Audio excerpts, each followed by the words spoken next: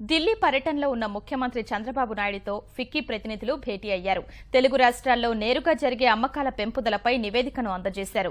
2 రాష్ట్రాల్లో నేరుగా అమ్మకాల శాతం తగ్గటం వల్ల ప్రధానంగా మహిళలపై ప్రభావం పడుతుందని ఫిక్కీ ప్రతినిధులు తెలిపారు.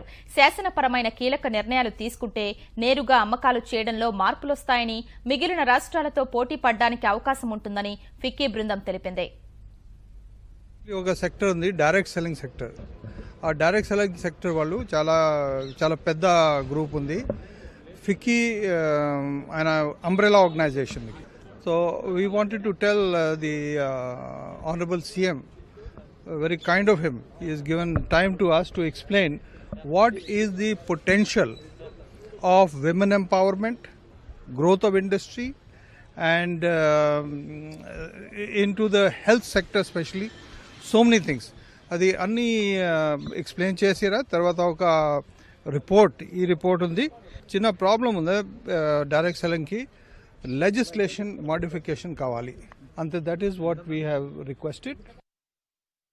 దేశంలో డైరెక్ట్ సెల్లింగ్ ఇండస్ట్రీ వేగంగా అభివృద్ధి చెందుతోంది. ఇండస్ట్రీలో కంపెనీలు పెరిగిపోతూ ఉండటంతో దాన్ని మానిటరింగ్ చేయడానికి ప్రభుత్వం ప్రత్యేక గైడ్ లైన్స్ కూడా తీసుకొచ్చింది. ఉపాధితో పాటు లాభాలు కూడా పెరగడంతో ఎక్కువ మంది ఈ రంగం వైపు మొగ్గు చూపుతున్నారు.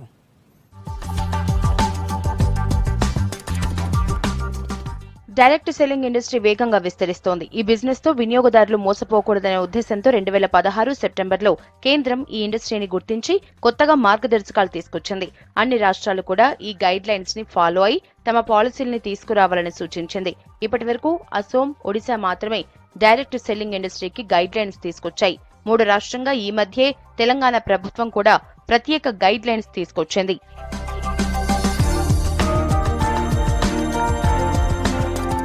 కొత్త గైడ్ లైన్స్ ప్రకారం డైరెక్ట్ సెల్లింగ్ కంపెనీలు తప్పనిసరిగా పరిశ్రమల శాఖ దగ్గర రిజిస్ట్రేషన్ చేయించుకోవాలి. తప్పనిసరిగా ఒక షాప్ తో పాటు పర్మనెంట్ అడ్రస్ కూడా ఇవ్వాలి. తమ ఉత్పత్తులు కొనుగోలు చేసిన వారితో పాటు అమ్మిన వారి పేర్లు, డెలివరీ తేదీ, వారంటీ ఇలా అన్నింటికీ రికార్డ్స్ నిర్వహించాల్సి ఉంటుంది.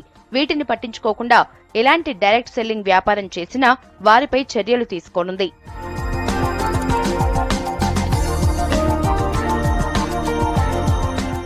గైడ్ లైన్స్ తీసుకురావటాన్ని డైరెక్ట్ సెల్లింగ్ అసోసియేషన్ స్వాగతిస్తోంది. కొత్త కంపెనీలతో ఇండస్ట్రీకే చెడ్డ పేరు వచ్చేదని, ఇలాంటి గైడ్ లైన్స్ తో ఇండస్ట్రీ సాఫీగా సాగుతోందంటున్నారు. దేశవ్యాప్తంగా ఇండస్ట్రీ 6,000 కోట్ల టర్నోవర్ చేస్తోందన్నారు. ప్రోడక్ట్ కి అడ్వర్టైజ్మెంట్, బ్రాండ్ అంబాసిడర్, మార్కెటింగ్ లాంటివి లేకుండా కేవలం డిస్ట్రిబ్యూటర్ల ద్వారానే కస్టమర్స్ కి చేరుస్తామంటున్నారు. ప్రభుత్వంని ఒప్పించి సార్ చెడు ఉంది, మంచి ఉంది, ఆ మంచిని చెడుని గుర్తించండి అని చెప్పి ప్రభుత్వాన్ని ఒప్పించి ఈరోజు గైడ్ లైన్స్